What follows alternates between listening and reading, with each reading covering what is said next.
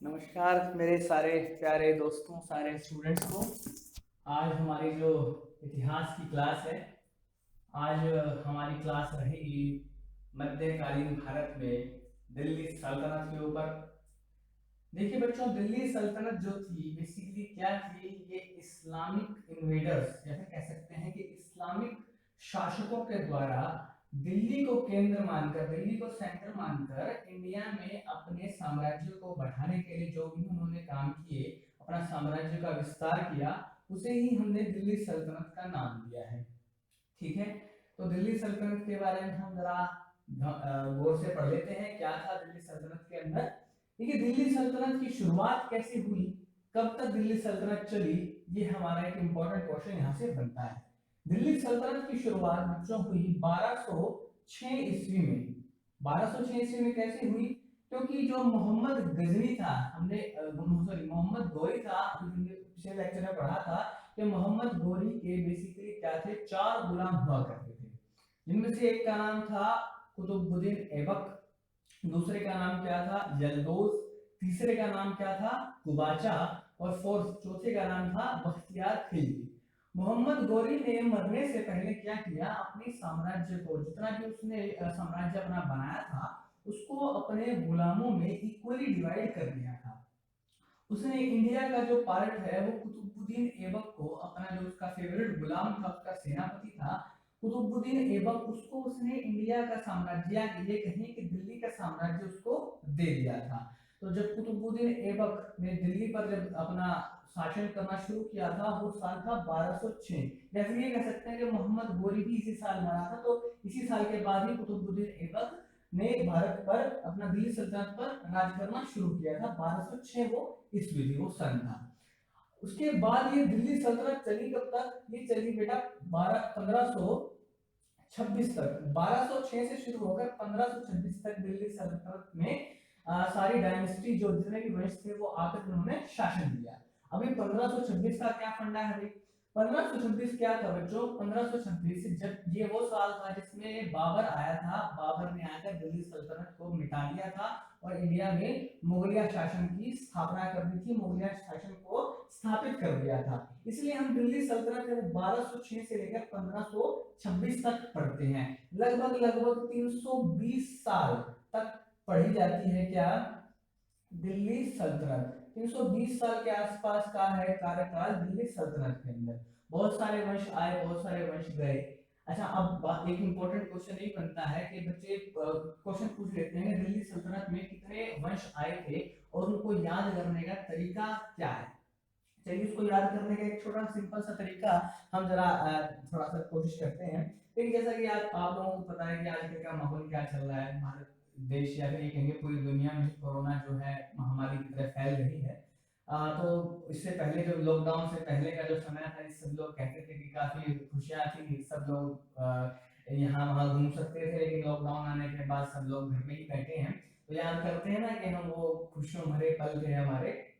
तो कुछ ऐसे ही हमने एक फंडा बनाया है कि देखिए, दिल्ली सल्तनत के वंश भी याद हो जाएंगे और हमारा थोड़ा सा शेयर भी बन जाएगा कि गुजरी हुई खुशियां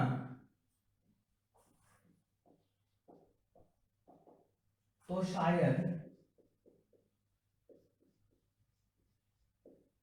लौट आएंगी। देखिए बच्चों, हमने एक छोटा सा ट्रिक भी बनाई है, और ये आज की जो हमारा टाइम चल रहा है कोरोना के ऊपर, लॉकडाउन के ऊपर, इसके ऊपर फिर भी बैठ जाती है कि गुजरी हुई खुशियां तो शायद लौट आएंगी। देखिए, अब क्या है, ये दिल्ली सल्तनत के बारे में ही बन जाता है कि गुजरी हुई, गुजरी में से देखिए ये बन गया गुलाम वंश। ठीक है जी, गुलाम वंश आ गया, गुजरी से बन गया गुलाम। ये वंश कब से कब तक चला, इसके बारे में भी थोड़ा सा याद कर लेते हैं। 1206 से लेकर 1290 तक इसका काल रहा था, गुलाम वंश का। अच्छा, हुई को छोड़ दीजिए, खुशियों की बात कर लेते हैं। खुशियां क्या है भाई? खुशियां है खिलजी वंश। ठीक है जी, खिलजी, खिलजी वंश जो था वो कब आया था और कब तक रहा उसके बारे में बात कर लेते हैं। 1290 से लेकर 1320 तक रहा था खिलजी वंश भारत के अंदर। गुजरी हुई खुशियां तो शायद लौट आएंगी। शायद क्या है, अब ये शायद है सैयद वंश या फिर सैयद डायनेस्टी। सैयद, देखिए गुजरी हुई खुशियां तो शायद लौट आएंगी। अच्छा, इसके बीच में तो रह गया, तो क्या कहता है, तो है हमारा तुगलक वंश। तुगलक, ठीक है जी। तुगलक को कैसे बोल सकते हैं, सबसे लंबा कार्यकाल ही किसका था, तुगलक वंश का था। 1320 से लेकर 1414 तक रहा था कार्यकाल किसका, तुगलक वंश का, ठीक है जी। उसके बाद शायद से हो गया सैयद, ठीक है जी। सैयद वंश कब से कब तक रहा, 1414 से लेकर 1451 तक रहा था सैयद वंश। और लॉर्ड से बन सकता है हमारा क्या, लोधी, लोधी वंश बन सकता है हमारा, ठीक है जी। अब देखिए यहाँ पर क्या हुआ, लोधी वंश का कार्यकाल कब से कब तक रहा बच्चों, इसका कार्यकाल रहा था 1451 से लेकर 1526 तक। या फिर ये कह सकते हैं कि भारत देश में जो गुलाम वंश था वो पहला दिल्ली सल्तनत का शासन वंश था, और जो लोधी वंश था वो दिल्ली सल्तनत का आखिरी शासन करने वाला वंश था, ठीक है जी। गुलाम रहा, उसके बाद खिलजी आए, खिलजियों के बाद कौन आए, तुगलक आए, तुगलकों के बाद सैयद आए, और सैयदों के बाद लोधी आए। 1526 में जब लोधी आए, सॉरी 1526 में जब लोधी के साथ पानीपत का पहला युद्ध हुआ बाबर का, उसके बाद ही दिल्ली सल्तनत को नष्ट कर दिया गया था। उसके बाद ही भारत में मुगलिया शासन की स्थापना कर दी गई थी, ठीक है जी। तो यहाँ पर हमने दिल्ली सल्तनत के बारे में थोड़ा सा पढ़ने की कोशिश की कि दिल्ली सल्तनत क्या थी, कब दिल्ली सल्तनत की शुरुआत हुई। दिल्ली सल्तनत की शुरुआत हुई 1206 में, और कब तक रहा दिल्ली सल्तनत का शासनकाल, 1526 तक रहा। लगभग 320 साल तक दिल्ली सल्तनत चलती रही। देखिए दिल्ली सल्तनत में कितने वंश आए, अब देखिए, पहला गुलाम, दूसरा खिलजी, तीसरा तुगलक, चौथा सैयद और पांचवा लोधी। ये 5 वंश आए थे दिल्ली सल्तनत पे। हमने 5 वंशों ने लगभग 320 साल तक इन्हीं वंशों ने दिल्ली सल्तनत पर शासन किया था बच्चों, ठीक है जी। यहाँ तक समझ में आ गया होगा, उम्मीद करते हैं आपको। अच्छा, अब बात करते हैं कि जो दिल्ली सल्तनत था इसकी कैपिटल क्या थी, इसकी राजधानी क्या हुआ करती थी। देखिए साल दर साल या फिर ये कहें वंश दर वंश की जो कैपिटल थी वो चेंज भी होती रही। कुछ लोगों ने दिल्ली भी रखी, कुछ लोगों ने लाहौर भी रखी, मतलब बदलती भी रही। तो इसकी अगर हम कैपिटल की बात करें, इसकी दिल्ली सल्तनत की कैपिटल की बात करें, तो इसकी पहली जो कैपिटल हुआ करती थी वो थी लाहौर। और लाहौर किसने रखी थी पहली कैपिटल, पहली कैपिटल लाहौर को बनाया था और गुलाम वंश वालों ने। गुलाम वंश यानी ये कह सकते हैं कि गुलाम वंश का पहला जो शासक था कुतुबुद्दीन ऐबक, उसने अपनी पहली जो कैपिटल थी वो क्या बनाई थी, लाहौर को बनाया था, ठीक है जी। अच्छा, अब ये बात आती है कि जो दिल्ली सल्तनत थी इसका जो एक, देखिए पहले क्या होता था, राजा लोग हुआ करते थे, वो अपना एक झंडा रखा करते। जैसे हम लोग है ना, हम लोग अपने देशों का एक हर एक का अपना अपना झंडा होता है, फ्लैग होता है। जैसे भारत का झंडा क्या है, ट्राई कलर है, तिरंगा हमारे देश का झंडा है। तो वैसे ही दिल्ली सल्तनत का भी एक झंडा हुआ करता था। वो कैसा झंडा था बच्चों, वो एक रेक्टेंगल शेप का ही झंडा हुआ करता था। उस पे एक ब्लैक कलर की स्ट्रिप हुआ करती थी, और ये जो 2 कलर बचे ये ग्रीन कलर के हुआ करते थे। तो आप ये समझ सकते हैं इस तरह का कुछ झंडा था। यहाँ पर ग्रीन कलर था, ग्रीन कहे हरा कहे जो आपको ठीक लगे वो कहिए, ग्रीन कलर हुआ करता था। और बीच में जो ये पट्टी या फिर स्ट्रैप हुआ करती थी, किसकी थी, ब्लैक कलर की स्ट्रैप हुआ करती थी, ठीक है जी। तो ये इसका क्या हुआ करता था, ये सिंबल था या फिर ये दिल्ली सल्तनत का झंडा हुआ करता था, ये कह सकते हैं हम लोग। अब बात आती है दिल्ली सल्तनत की। हमने कैपिटल की बात करी, पहली कैपिटल लाहौर थी, दूसरी कैपिटल दिल्ली थी, उसके बाद फिर बदल गई थी, दौलताबाद भी हो गई थी, इसकी कैपिटल बदलती रहेगी, बताते रहेंगे वंश दर वंश जैसे जैसे चेंज होगी बता देंगे, ठीक है जी। तो ये झंडा हुआ करता था। अब बात करते हैं इसकी करेंसी क्या हुआ करती थी, दिल्ली सल्तनत की करेंसी या फिर ये कहें मुद्रा क्या हुआ करती थी। देखिए दिल्ली सल्तनत की जो मुद्रा हुआ करती थी वो बेसिकली क्या थी, टका, टका, ठीक है जी। टका या टंका जिसे कह सकते हैं, टका पे आजकल अगर हम बात करें, आजकल किसकी मुद्रा है, करेंसी है ये टका। ये बांग्लादेश की नेशनल करेंसी है। उस समय टका ही दिल्ली सल्तनत की करेंसी हुआ करती थी बच्चों, ठीक है। तो दिल्ली सल्तनत जो हमने अब तक थोड़ा सा पढ़ा है उसको दोबारा से एक बार समझ लेते हैं कि 320 साल तक दिल्ली सल्तनत का राज रहा। कौन कौन से इसमें वंश आए?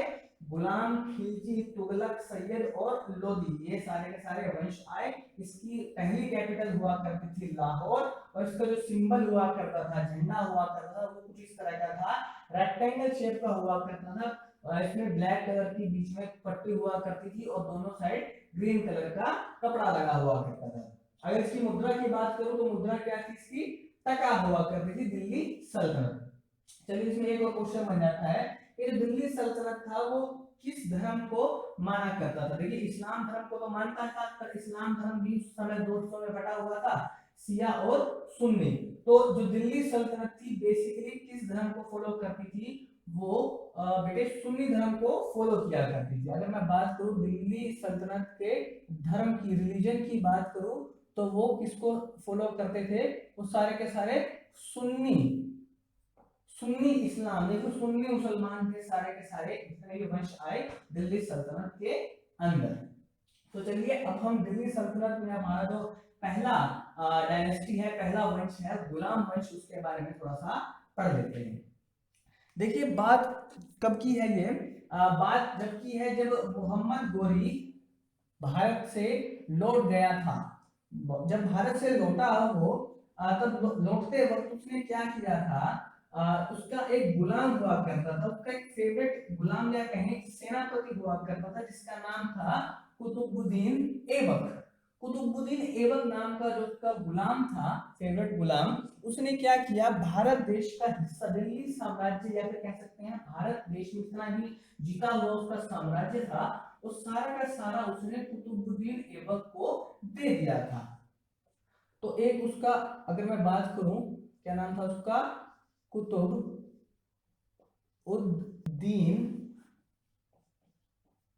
ऐबक। कुतुबुद्दीन ऐबक नाम का उसका क्या था? एक गुलाम हुआ करता था मोहम्मद गोरी का। कुतुबुद्दीन ऐबक को उसने क्या किया? अपना दिल्ली का, भारत देश के दिल्ली का हिस्सा सारा का सारा राज करने के लिए दे दिया था, और मोहम्मद गोरी भारत से चला गया था। उसने बेसिकली क्या करना था कुतुबुद्दीन ऐबक को, कि भारत के अंदर आप मुस्लिम धर्म, इस्लाम का प्रचार प्रसार कीजिए, उसको डेवलप कीजिए, ज्यादा से ज्यादा लोगों को इस्लाम कबूलने पर आप जोर दीजिए। तो कुतुबुद्दीन ऐबक ने यही किया। अपने जो शासक था, याद रखेंगे कि अब तक मोहम्मद गोरी मरा नहीं है, केवल भारत में कुतुबुद्दीन ऐबक को अपना साम्राज्य सौंप कर गया है। तो कुतुबुद्दीन ऐबक को जब उसने साम्राज्य सौंपा, तो कुतुबुद्दीन ऐबक ने अपने शासक या फिर अपने आका के कहने के अनुसार भारत में इस्लाम धर्म को कह सकते हैं स्प्रेड करने का, प्रचार प्रसार करने का काम शुरू कर दिया था। तो साल था 1192। 1192 ईस्वी में क्या किया कुतुबुद्दीन ऐबक ने? एक मस्जिद का निर्माण करवाया था। उस मस्जिद का नाम क्या था? कुव्वत उल इस्लाम। कुव्वत उल इस्लाम नाम की एक मस्जिद का निर्माण करवाया था किसने? कुतुबुद्दीन ऐबक ने। 1192 में निर्माण शुरू किया, लगभग 4 साल के अंदर ये कुव्वत उल इस्लाम नाम की जो मस्जिद थी ये बनकर तैयार हो गई थी। इसके अलावा ये कहां बनवाई थी कुव्वत उल इस्लाम? ये इसने दिल्ली में बनवाई थी। ठीक है, याद रखेंगे कि दिल्ली में बनवाई थी, निर्माण करवाया था कुव्वत उल इस्लाम नाम की मस्जिद का कुतुबुद्दीन ऐबक ने 1192 में। इसी साल इसने एक और मस्जिद का निर्माण करवाना शुरू किया था, उसका नाम था 2.5 दिन का झोपड़ा। 2.5 दिन का झोपड़ा। देखिए ये भी क्या थी? एक बेसिकली मस्जिद थी, और इसका ये नाम 2.5 दिन का झोपड़ा इसलिए पड़ा था, ये माना जाता है, इतिहासकार ये मानते हैं कि ये जो मस्जिद थी ये केवल 2.5 दिन में, 2.5 मतलब 2 पूरे दिन और एक आधा दिन के अंदर ये बनकर तैयार हो गई थी, इसलिए इसका नाम 2.5 दिन का झोपड़ा रखा था। और ये कहां बनवाई थी उसने? अजमेर के अंदर बनवाई थी कुतुबुद्दीन ऐबक ने। इसके अलावा और क्या काम किया था इसने? 1199 की बात है, कुतुबुद्दीन ऐबक जो था इसका एक ये कह सकते हैं कि सूफी गुरु हुआ करता था, सूफी संत को ये मानता था, दिल्ली का ही इसका एक गुरु हुआ करता था। उसका नाम क्या था? उसका नाम था कुतुबुद्दीन बख्तियार अल काकी। कुतुबुद्दीन बख्तियार अल काकी नाम का इसका गुरु हुआ करता था कुतुबुद्दीन ऐबक का। 1199 में कुतुबुद्दीन ऐबक ने अपने ही गुरु कुतुबुद्दीन बख्तियार अल काकी के नाम पर 1199 में क्या शुरू किया था? कुतुब मीनार का काम शुरू करवाया था 1199 में इसने, कुतुबुद्दीन ऐबक ने। लेकिन हमें ये भी मालूम है कि कुतुबुद्दीन ऐबक ने कुतुब मीनार का 1199 में काम तो शुरू करवाया था, पर ये इसे पूरा नहीं करवा पाया। कुतुब मीनार को पूरा करवाया किसने था? गुलाम वंश के ही एक शासक ने जिसका नाम था इल्तुतमिश। उसके बारे में जब पढ़ेंगे तब बताएंगे कि कुतुब मीनार का निर्माण पूरा करवाया था इल्तुतमिश ने। ठीक है जी, कुतुबुद्दीन ऐबक ने। अच्छा, अब देखिए एक बात है, उसने अपने कुतुबुद्दीन ऐबक ने अपने आका, अपने जो शासक था उसका मोहम्मद गोरी के कहने पर भारत देश के अंदर इस्लाम धर्म की प्रचार प्रसार के लिए ये दो मस्जिदें तो बनवाई थी, कुव्वत उल इस्लाम और अलाउद्दीन का झोपड़ा। पर हमें ये नहीं भूलना चाहिए कि कुतुबुद्दीन ऐबक ने हिंदू धर्म के मान्यता के 27 मंदिरों, जिनमें से कुछ हिंदू के थे और कुछ जैन मंदिर थे, मतलब कुछ हिंदू मंदिर और कुछ जैन, कुल मिलाकर 27 मंदिरों को तुड़वाया था। उसके बाद ये दो मस्जिदें बनवाई थी किसने? कुतुबुद्दीन ऐबक ने। तो हम ये नहीं कहेंगे कि उसने जो प्रचार किया वो ठीक किया, लेकिन जो मंदिर तोड़वाए वो गलत किया था उसने, ये हम जरूर कहेंगे। ठीक है जी। तो 1199 में कुतुब मीनार की शुरुआत की थी कुतुबुद्दीन ऐबक ने, लेकिन इसे पूरा करवाया था किसने? इल्तुतमिश ने। अब जब 1205 में जब मोहम्मद गोरी भारत में लौटा, उसने देखा कि सारा काम ठीक चल रहा है। उसके बाद जब वो वापस जा रहा था अपने अपने साम्राज्य गजनी में, तो वहां पर हमने पिछले लेक्चर में पढ़ा था कि कुछ खोखर जाटों ने उसको मार गिराया था। मार गिराने के बाद क्या हुआ? 1206 में कुतुबुद्दीन ऐबक को मिल गया दिल्ली का साम्राज्य। तो अब बात करेंगे कुतुबुद्दीन ऐबक के शासनकाल की। 1206 से लेकर 1210 तक रहा था कुतुबुद्दीन ऐबक का शासनकाल। या ये कह सकते हैं कुतुबुद्दीन ऐबक ने भारत के अंदर गुलाम वंश की स्थापना की थी। गुलाम वंश की स्थापना किसने की थी? कुतुबुद्दीन ऐबक ने। अच्छा, अभी गुलाम वंश क्या है, इसके लिए हमें कुतुबुद्दीन ऐबक का थोड़ा सा बैकग्राउंड जानने की आवश्यकता है। देखिए, कुतुबुद्दीन ऐबक जो था बचपन से ही जब ये छोटा हुआ करता था, इसके माता पिता की मृत्यु होने के बाद इसको बेच दिया गया था, इसको गुलाम के रूप में बेच दिया गया था। ठीक है जी। जब जिसको बेचा था उसने बाद में मोहम्मद गोरी को से फिर दोबारा बेच दिया कुतुबुद्दीन ऐबक को। तो ये बचपन से ही क्या था? गुलाम रहा था। ठीक है जी।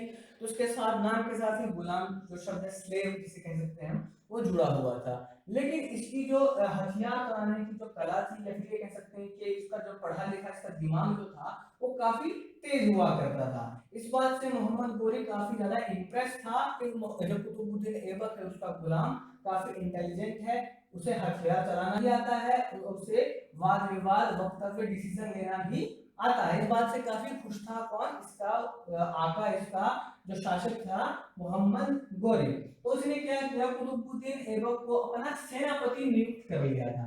तो जैसे ही सेनापति नियुक्त किया, उसके बाद हमें पता है कि जब ये इंडिया में आया तब इनके जो युद्ध हुए थे, पहला और दूसरा 1192 1191 1192 में जो युद्ध हुआ था तराइन का, उसमें भी कुतुबुद्दीन ऐबक का अहम रोल था। वहीं से ये अपने आका, अपने जो कह सकते इसका शासक मोहम्मद गोरी का फेवरेट बनता जा रहा था। तो इसने कुतुबुद्दीन ऐबक को मोहम्मद गोरी ने दिल्ली का साम्राज्य सौंप दिया और ये कह दिया कि अब मेरे मरने के बाद तुम ही भारत देश में शासन करोगे। तो तब जाके कुतुबुद्दीन ऐबक ने भारत में गुलाम वंश की स्थापना की थी। गुलाम वंश के अलावा इसका एक और नाम कहा जा सकता है, इसका नाम होता है जी मामलूक वंश। मामलूक वंश भी इसका एक और नाम कहा जाता है, मामलूक। और एक तीसरा नाम और है इस वंश का, इकबारी वंश। तीनों के बारे में थोड़ा सा बता देते हैं कि इनका ये तीन नाम किस प्रकार से पड़े। देखिए गुलाम वंश को हम समझ गए कि गुलाम वंश क्यों नाम पड़ा इसका, क्योंकि जो कुतुबुद्दीन ऐबक था बेसिकली एक गुलाम हुआ करता था, इसलिए इसका नाम, इस जो वंश का नाम था स्लेव डायनेस्टी या फिर गुलाम वंश पड़ गया। मामलूक का मतलब क्या होता है? देखिए मामलूक का मतलब होता है इंडिपेंडेंट माता पिता से जन्मा हुआ बच्चा। मतलब जो मतलब ये कहने का तात्पर्य ये है कि जब मतलब बच्चा है वो, ये जरूरी नहीं है कि माता पिता की शादी हो, इंडिपेंडेंट हो सकते हैं, उसे कहा जाता है मामलूक। या फिर एक और कहा जाता है, इतिहासकार ये भी कहते हैं कि मामलूक का मतलब क्या होता है, जो अपने स्लेव से पैदा हुए बच्चे को भी मामलूक कहा जाता है, तो ये मामलूक हो गया। अच्छा जी, इलबारी का मतलब क्या है? इलबारी का मतलब ये है कि इलबारी बेसिकली एक क्या थी, एक जाति थी तुर्क में, ठीक है जी, तुर्क में एक जाति हुआ करती थी इलबारी जाति, इलबारी जाति से ही बिलोंग करता था अगला शासक इल्तुतमिश। इल्तुतमिश के बारे में पढ़ेंगे तो बताएंगे, उसी वजह से इस वंश का नाम इलबारी वंश भी कहा जाता है। तो इस वंश के 3 नाम है, गुलाम वंश, मामलूक वंश और इलबारी वंश। चलिए अब कुतुबुद्दीन ऐबक का जो शासन काल था भारत के अंदर 1206 से 1210, उसके बारे में थोड़ा सा पढ़ लेते हैं। कुतुबुद्दीन ऐबक को जब शासन मिला भारत देश का, तो शुरू शुरू में इसने गद्दी पर बैठने से, बल्कि इसने शासक बनने से भी पूरी तरह से मना कर दिया था। ये कहता था कि नहीं, मैं गुलाम हूं और मैं गुलाम की तरह ही रहूंगा, मैं कभी भी शासन नहीं करूंगा। मेरे आका या फिर मेरे जो शासक थे जिन्होंने मुझे जो काम सौंपा था, मैं उसको पूरी निष्ठा से करूंगा, पर कभी भी शासन नहीं करूंगा। लेकिन लाहौर नाम की जगह थी, वहां के लोगों के कहने पर, लाहौर नाम के जगह के लोगों के कहने पर, के इंसिस्ट करने पर कि नहीं, हमारे जो आका हैं जो मोहम्मद गोरी हैं अब दुनिया में नहीं रहे, किसी ना किसी को तो ये राज संभालना पड़ेगा। इसलिए उनके लाहौर की जनता के कहने पर कुतुबुद्दीन ऐबक ने क्या किया, गद्दी संभालने का विचार बनाया, पर एक शर्त रख दी कि मैं कभी भी गद्दी पर नहीं बैठूंगा और ना ही अपने नाम के साथ सुल्तान लगाऊंगा। ठीक है जी, ना तो कभी भी गद्दी पर बैठूंगा और ना ही कभी भी अपने नाम के आगे सुल्तान लगाऊंगा। तो ये कुतुबुद्दीन ऐबक किस नाम से शासन किया वो बता देते हैं। कुतुबुद्दीन ऐबक ने कभी भी अपने आप को सुल्तान नहीं कहा, बल्कि इसने 2 उपाधियां हैं, तो 2 टाइटल्स ने अपने आप को दे रखे थे। एक तो था cepa Salaar, cepa Salaar, cepa Salaar का मतलब होता है दोस्तों सेनापति, और दूसरा इसका जो टाइटल था, इस अपने आप कहता था, वो था मलिक। 2 टाइटल से दे रखे थे अपने आप को, एक था सीपा सैलार और दूसरा टाइटल ये कहता था अपने आप को मलिक कहता था। ठीक है जी, इसी के साथ इसने शासन किया। और एक और बात है, अगर क्वेश्चन बनता, अगर मतलब कोई क्वेश्चन आ जाए तो देखिएगा कि दिल्ली सल्तनत का वो शासक बताइए जो कभी भी गद्दी पर नहीं बैठा और जिसने कभी भी अपने नाम के साथ सुल्तान का प्रयोग नहीं किया, वो कौन सा शासक था? वो था बच्चों कुतुबुद्दीन ऐबक। इसने ये कभी भी राजगद्दी पर नहीं बैठा और इसने कभी भी अपने नाम के साथ सुल्तान शब्द का प्रयोग, सुल्तान जो टाइटल था उसका प्रयोग कभी भी नहीं किया। क्या टाइटल यूज करता था ये?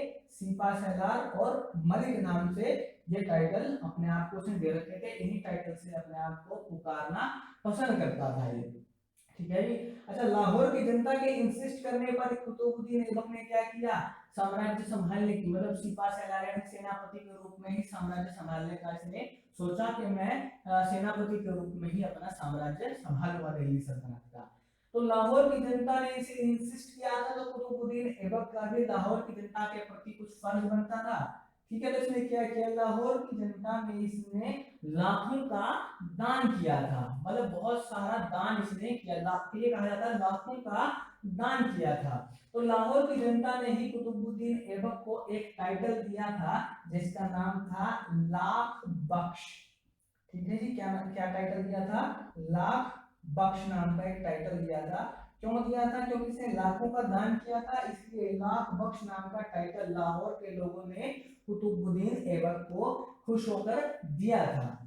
कुतुबुद्दीन ऐबक में जो ऐबक है ना, ऐबक का मतलब होता है बच्चों, ऐबक का जो मतलब है, ऐबक का मतलब होता है चंद्रमा का देवता, चंद्रमा का देवता या चंद्रमा का देवता भी कह सकते हैं इसको, या फिर कह सकते हैं कि चंद्रमुखी, जिसका मुख चंद्र जैसा होता है। ऐबक का मतलब होता है चंद्रमा का देवता, या जिसका मुख कैसा होता है, चांद जैसा मुख होता है इसका, चंद्रमुखी। ठीक है जी।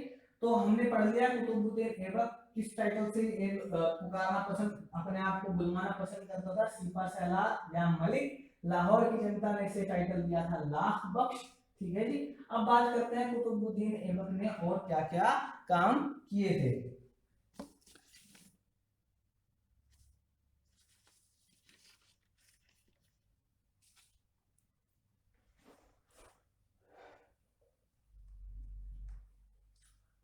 हाँ जी बच्चों, कुतुबुद्दीन ऐबक क्या था, कुतुबुद्दीन जो गुलाम वंश की स्थापना की थी कुतुबुद्दीन ऐबक ने, तो एक ऐलान किया था कुतुबुद्दीन ऐबक ने कि जो भी इस वंश का आगे का मेरे बाद जो सक्सेसर बनेगा, वो सब के सब क्या होंगे, वो सारे के सारे गुलाम होंगे। मतलब ये कहा था उसने कि मेरे बाद मेरा कोई भी बेटा, ठीक है, मतलब मेरे बाद मेरा उत्तराधिकारी जो होगा वो कौन होगा, वो एक गुलाम होगा। तो कुतुबुद्दीन ऐबक ने एक अपना इसका एक गुलाम हुआ करता था इल्तुतमिश, वो इसका दामाद भी था। क्या नाम था उसका, इल्तुतमिश नाम का इसका एक गुलाम हुआ करता था। इसका पूरा नाम था शमशुद्दीन इल्तुतमिश। इल्तुतमिश को इसने क्या किया था, बदायूं, जो बदायूं नाम की जगह है यूपी में, बदायूं, वहां का क्या बनाया था, गवर्नर नियुक्त कर रखा था कुतुबुद्दीन ऐबक ने इल्तुतमिश को बच्चों। अच्छा, इल्तुतमिश क्या था, उसका गुलाम भी था, उसका दामाद भी था। अब कुतुबुद्दीन ऐबक ने ये घोषणा कर दी थी कि मेरे मरने के बाद या फिर मेरे इस जो गुलाम वंश है, गुलाम वंश में जो भी आगे राजा शासक बनेंगे वो सारे के सारे क्या बनेंगे, वो गुलाम ही होंगे। कोई किसी का बेटा जो है ना, राजा का बेटा ही राजा बनेगा, ये वाली प्रथा नहीं चलेगी। जो गुलाम होगा या फिर जो कह सकते हैं कि जो इस पद के लिए ठीक होगा, वही कौन बनेगा, यहाँ का इस वंश का शासक बनेगा। तो इल्तुतमिश का नंबर आना था दिल्ली सल्तनत पे गुलाम वंश के गद्दी पर बैठने का। लेकिन क्या हुआ, 1210 के अंदर, 1210 के अंदर कुतुबुद्दीन ऐबक जो था, कुतुबुद्दीन ऐबक जो था उसकी मृत्यु हो गई, कुतुबुद्दीन ऐबक की मृत्यु हो गई।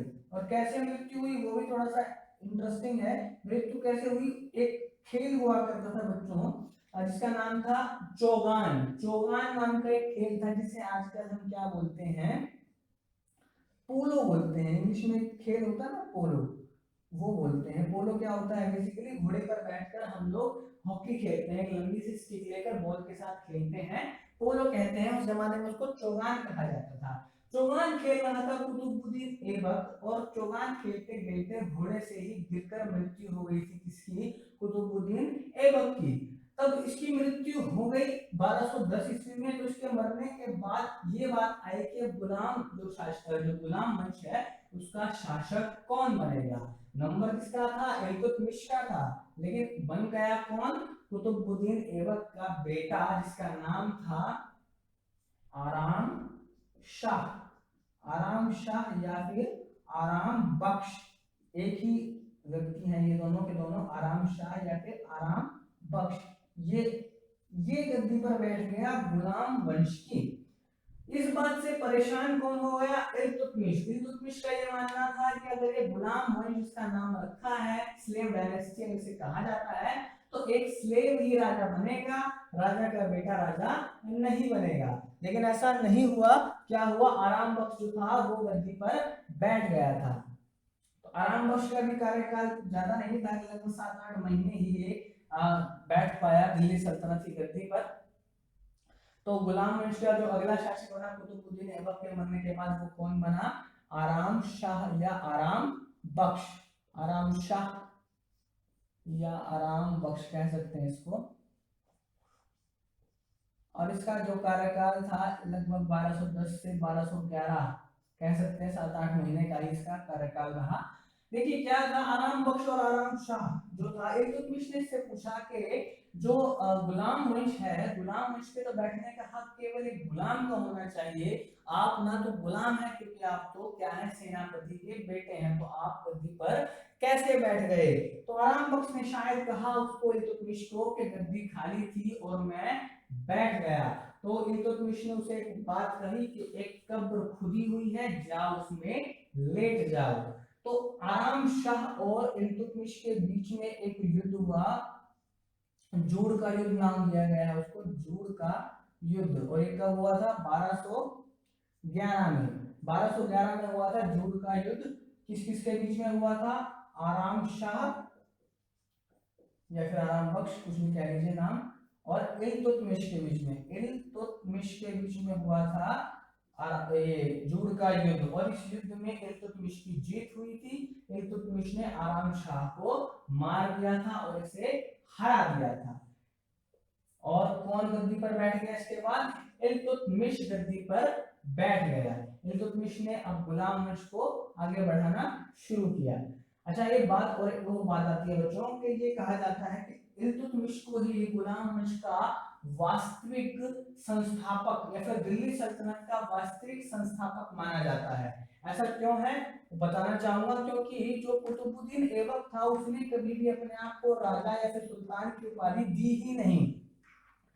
मैंने आपको पहले लेक्चरों में बताया था कि जो खलीफा का जो पद था, जो मुस्लिम गुरु होते थे, उत्तराधिकारी थे, उनका जो मेन उत्तराधिकारी उसको क्या कहा जाता था? खलीफा कहा जाता था। खलीफा का जो पद था वो कहाँ जा चुका था? वो बगदाद में जा चुका था। बगदाद से ही खलीफा जो थे वो डिसाइड करते थे कि किसे सुल्तान बोला जाएगा और किसे सुल्तान नहीं बोला जाएगा। तो कुतुबुद्दीन ऐबक ने अपने आप को सुल्तान का पद लेने से उसने मना कर दिया था। तो उसके बाद जब इल्तुतमिश आया, इल्तुतमिश ने क्या किया, जब पता चला बगदाद के खलीफा को कि इल्तुतमिश अब गद्दी पर आ गया है, कुतुबुद्दीन ऐबक की मृत्यु हो चुकी है, तो इल्तुतमिश को उन्होंने सुल्तान की उपाधि दी थी। 1211 से 1236 तक शासन किया था किसने? इल्तुतमिश ने। इल्तुतमिश को ही क्या कहा जाता है? वास्तविक संस्थापक कहा जाता है। वास्तविक संस्थापक कहा जाता है किसे? इल्तुतमिश को। कहाँ का वास्तविक संस्थापक था? ये दिल्ली सल्तनत का वास्तविक संस्थापक माना जाता है इसको। क्यों? क्योंकि इसने ही दिल्ली सल्तनत पे सुल्तान के हिसाब से राज किया था और इसने बहुत ही अच्छी तरह से कंट्रोल भी किया था दिल्ली सल्तनत को। सुल्तान की उपाधि मिली थी इसे। क्या उपाधि मिली? सुल्तान की उपाधि।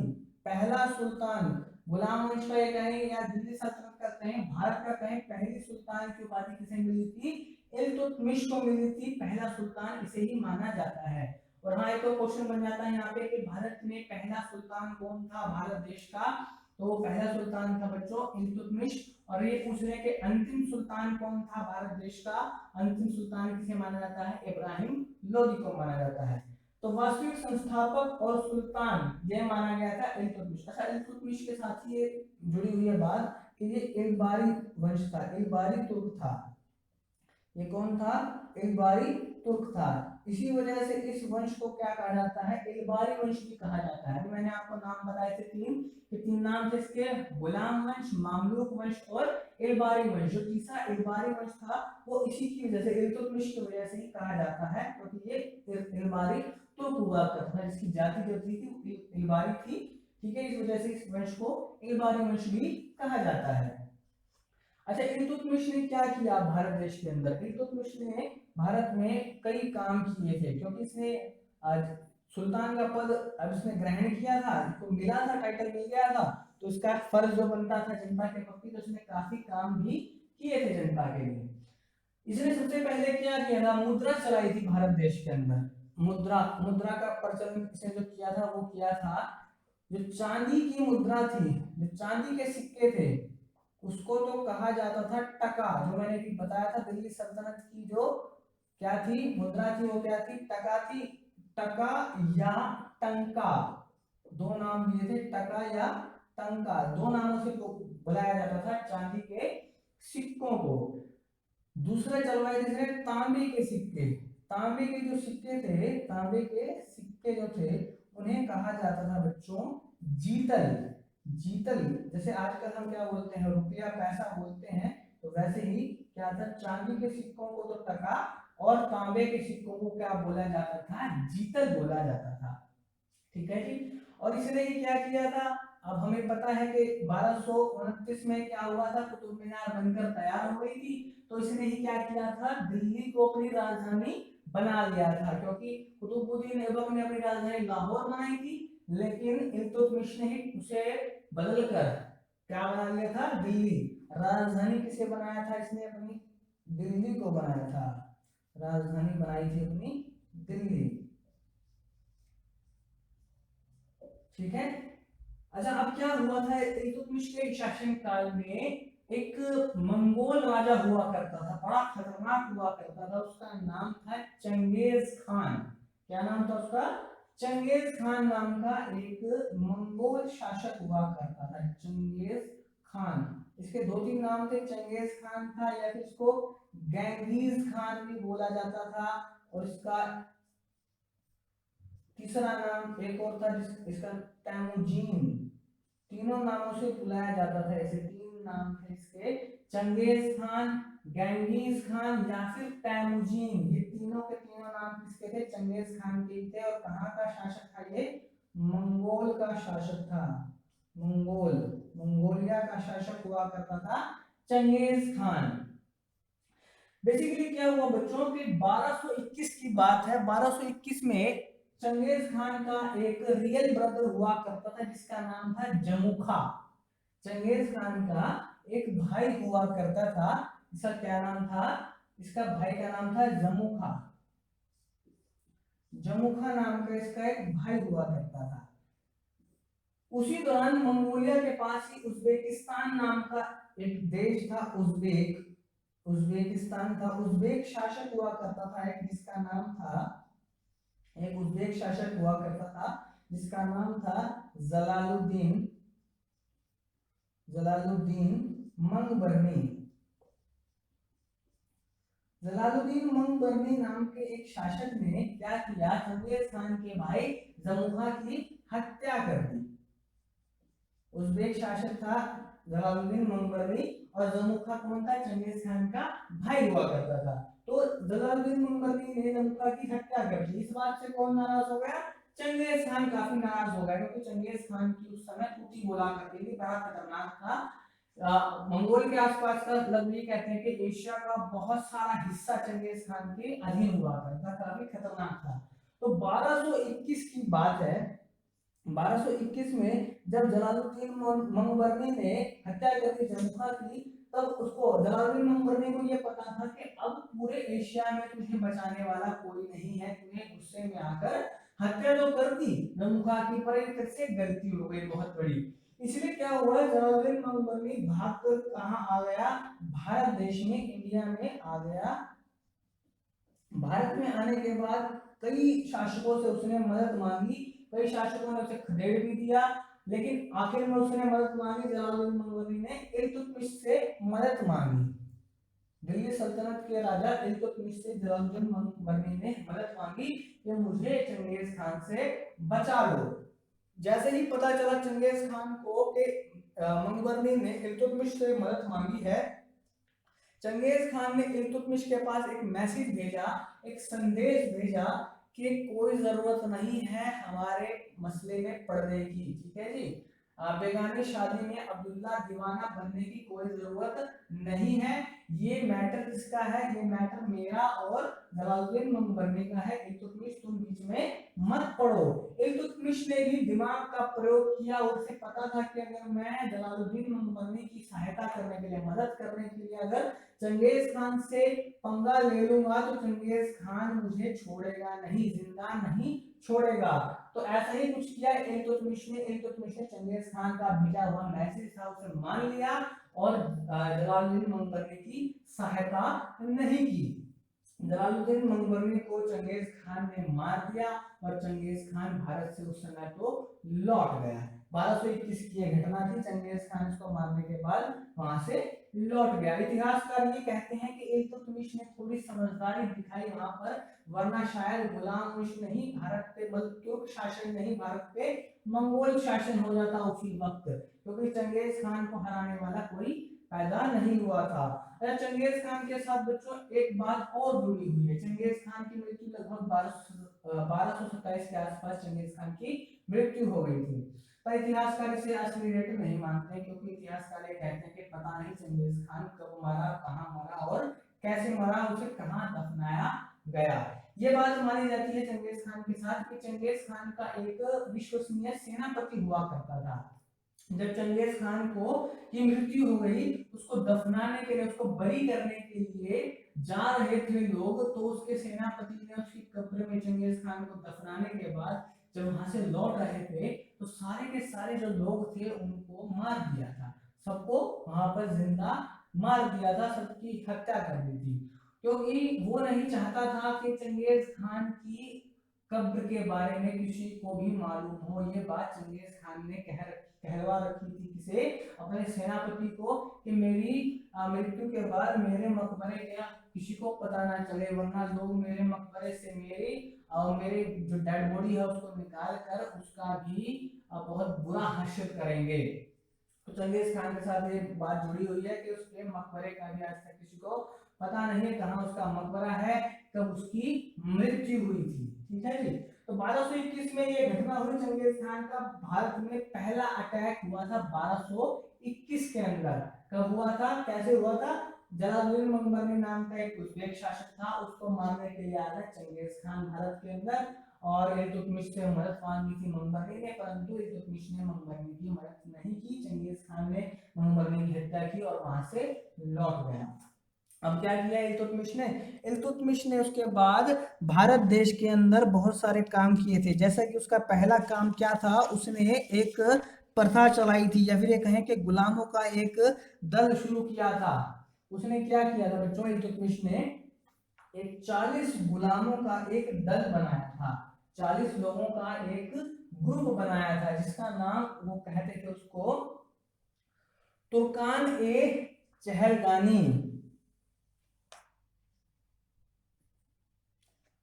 40 लोगों का एक टीम बनाई थी या फिर दल बनाया था, जिसका नाम रखा था तुर्कान ए चहलगानी। तुर्कान ए चहलगानी नाम से एक 40 लोगों का क्या बनाया था, 40 लोगों का एक दल बनाया था,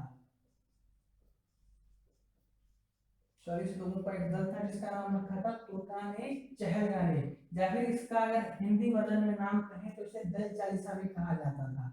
इसका दूसरा नाम भी था दल चालीसा, क्योंकि इसमें 40 लोग थे और एक दल था, इसलिए इसको दल चालीसा का भी नाम दिया गया था। तुर्कान ए चहलगानी की शुरुआत की थी इसने।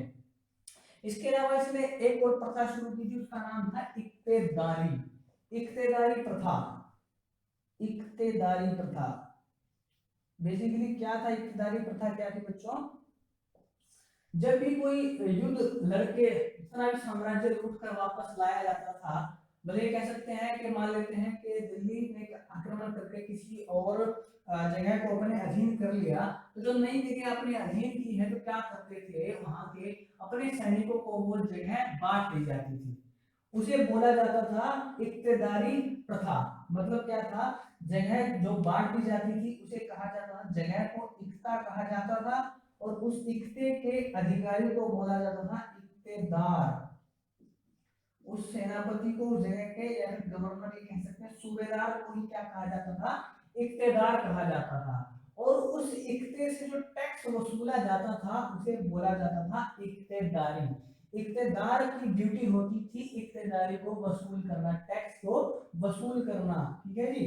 तो इल्तुतमिश ने ही इक्तेदारी प्रथा की भी शुरुआत की थी, और बहुत सारे इक्तेदार हुआ करते थे। लगभग तुर्कान ए चहलगानी के 40 लोगों में से बहुत सारे लोग इक्तेदार हुआ करते थे। उसके बाद क्या हुआ, 1229 के अंदर, 1229 में कुतुब मीनार का जो निर्माण है वो पूरा हो गया। कुतुब मीनार का निर्माण पूरा हो गया। कुतुब मीनार हमें मालूम है दिल्ली में है कुतुब मीनार, और कितनी हाइट है बच्चों इसकी? लगभग 73 मीटर के आसपास की इसकी हाइट है। भारत के अंदर कह सकते हैं कि सबसे ऊंची मीनार कहा जाता है कि कुतुब मीनार को मैनमेड, ठीक है जी, आदमियों के द्वारा निर्मित की गई सबसे ऊंची मीनार। और उस समय तो कोई क्रेन भी नहीं हुआ करती थी, तो इतनी बड़ी ऊंची इमारत बनाना भी एक बेसिकली बहुत बड़ी बात थी। आर्किटेक्चर का एक बहुत ही बढ़िया नमूना कहा जा सकता है कुतुब मीनार को। 1229 में बनकर तैयार हुई थी। शुरू किसने करवाया था अभी हमने पढ़ा, कुतुबुद्दीन ऐबक ने 1199 में इसका काम शुरू करवाया था, लेकिन इसे बनते बनते लगभग 30 साल लग गए। इल्तुतमिश के कार्यकाल में इसका निर्माण पूरा हुआ था। कुतुब मीनार का 73 मीटर की ये लगभग बनी हुई है। अच्छा, अब क्या हुआ बच्चों के इल्तुतमिश के बेसिकली 4 बेटे थे। 4 जो इसके बेटे थे, चारों के चारों ही अयोग्य बेटे थे। और इसकी एक बेटी हुआ करती थी जिसका नाम था, बहुत मतलब भारत की पहली मुस्लिम शासिका है, आपको नाम शायद देखते ही याद नहीं आ जाए, जिसका नाम था रजिया सुल्तान। रजिया सुल्तान नाम की इसकी बेटी हुआ करती थी, जो कि युद्ध कला में और डिसीजन मेकिंग में काफी स्ट्रांग थी। इल्तुतमिश को ये मालूम था कि ये मेरी जो बेटी है ये बेटों से कम नहीं है। इसके जो 4 बेटे थे वो अयोग्य थे, लेकिन इसकी जो बेटी थी वो काफी होशियार थी, काफी निडर थी। एक कालिंजर नाम की जगह पर अभियान करने गया था इल्तुतमिश। वहां पर रजिया सुल्तान इसके साथ गई थी और रजिया सुल्तान ने इल्तुतमिश की काफी ज्यादा सहायता की थी। और उस अभियान के दौरान रजिया सुल्तान ने अपने युद्ध कौशल के बारे में बहुत अच्छा ही प्रदर्शन किया था, जिससे खुश हो गया था इल्तुतमिश। और इल्तुतमिश ने ये कहा था कि मेरे मरने के बाद रजिया सुल्तान कौन बनेगी, मेरी उत्तराधिकारी बनेगी। लेकिन क्या होता है बच्चों के, महिला जो होती है, महिला को लोग इतनी जल्दी कह सकते हैं कि इतनी जल्दी साम्राज्य देने में थोड़ा सा हिचकिचाते हैं। ऐसा ही कुछ हुआ जब 1236 में मृत्यु हुई इल्तुतमिश की। इल्तुतमिश की मृत्यु कब हुई बच्चों, याद रखेंगे 1236 में मृत्यु हो गई थी इसकी, इल्तुतमिश की मृत्यु हो गई। और इसके मकबरे की बात करूं तो इसका मकबरा कहाँ पर स्थित है, इसका मकबरा कुतुब मीनार के परिसर में ही, दिल्ली में ही कुतुब मीनार परिसर में स्थित है इसका इल्तुतमिश का मकबरा। रजिया सुल्तान को इसने अपना उत्तराधिकारी बना दिया था इल्तुतमिश ने, लेकिन रजिया सुल्तान को गद्दी पर बैठने नहीं दिया। इसने इसके ही बेटे इल्तुतमिश के बड़े बेटे रुकनुद्दीन फिरोज शाह ने, रुकनुद्दीन फिरोज शाह नाम का इसका एक बेटा था, उसने गद्दी पर नहीं बैठने दिया इसे, रजिया सुल्तान को। रुकनुद्दीन गद्दी पर खुद बैठ गया। देखिए रुकनुद्दीन जो था वो बेसिकली बहुत अयोग्य था, लेकिन केवल इसको लालसा क्या थी, ये गद्दी पर बैठ जाए। इसने गद्दी पर बैठने के लिए किसकी सहायता ली रुकनुद्दीन ने, दल चालीसा की सहायता ली थी। किसने, रुकनुद्दीन फिरोज शाह ने। इसे मालूम था कि जो तुर्कान चहलगामी है, 40 लोगों का दल मेरे पिता इल्तुतमिश ने बनाया है, वो ही मेरी मदद कर सकता है मुझे गद्दी पर बिठाने के लिए, वरना उत्तराधिकारी तो रजिया सुल्तान को बना दिया है मेरे पिता इल्तुतमिश ने। इल्तुतमिश की दोस्तों बच्चों एक पत्नी हुआ करती थी जिसका नाम था शाह तुर्कान। इसका नाम था शाह तुर्कान।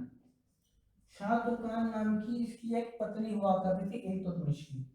रुकनुद्दीन बेसिकली क्या था, अयोग्य था। रुकनुद्दीन था इसका बेटा और इसकी पत्नी थी कौन, शाह तुर्कान। रुकनुद्दीन अयोग्य था, शाह तुर्कान इसकी जो माता थी शाह तुर्कान, उसको पता था कि कैसे साम्राज्य चलाना है। शाह तुर्कान को रुकनुद्दीन ने अपना सलाहकार नियुक्त कर लिया। और नियुक्त क्या किया, शाह तुर्कान ने तो तानाशाही शुरू कर दी। जिन भी लोगों ने शाह तुर्कान को कभी कुछ भला बुरा कहा होगा उनको सीधा जान से मरवाने के आदेश दे दिए थे शाह तुर्कान ने। शाह तुर्कान की तानाशाही इतनी बढ़ती गई कि जो साम्राज्य के लोग थे उन्होंने ही तख्ता पलट करने की सोची और तख्ता पलट भी कर दिया। तो अगर हम बात करें कि गुलाम वंश या फिर दिल्ली सल्तनत की वो शासिका या फिर वो शासक जिसे लोगों ने खुद चुना था, वो कौन थी, रजिया सुल्तान। शाह तुर्कान और रुकनुद्दीन को अपने रास्ते से हटाकर लोगों ने क्या किया, रजिया सुल्तान को अपनी शासिका घोषित कर लिया था। और यही थी रजिया सुल्तान के शासिका बनने की कहानी। क्योंकि रुकनुद्दीन जो अयोग्य था, उसकी मां शाहतुर्कान थी, दोनों ने क्या किया था, बहुत ज्यादा तहलका मचा दिया था। दोनों ने अपनी जनता के आगे जनता को बहुत बुरी तरह से तानाशाही फैलाते जा रहे थे। जनता इससे परेशान हो गई और जनता ने क्या किया, रजिया सुल्तान को अपनी शासिका बना दिया, उसे नियुक्त कर दिया। इसके बाद रजिया सुल्तान का आएगा गुलाम वंश में शासनकाल।